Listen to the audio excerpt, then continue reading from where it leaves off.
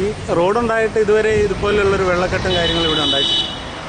ഇവിടെ ഇപ്പോൾ ഈ ടെലികോം കമ്പനിയുടെ പണി വന്നതിന് ശേഷം അവർ ലക്ഷക്കണക്കിന് ലോഡ് മണ്ണാണ് അവിടെ നിന്ന് എടുത്തു മാറ്റിയത്.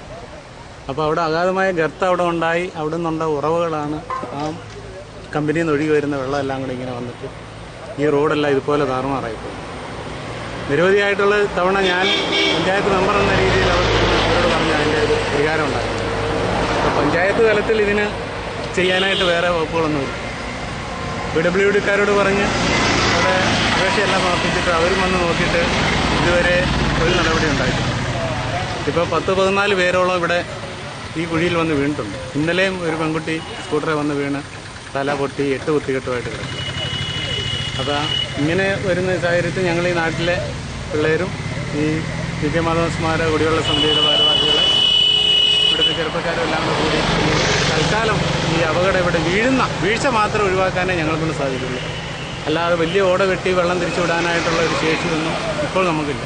അത് PWD ചെയ്യേണ്ടതാണ്. PWDക്ക് നിരവധിയായിട്ടുള്ള സമയം പറഞ്ഞിട്ട് അവരിതുവരെ ചെയ്തിട്ടുണ്ട്.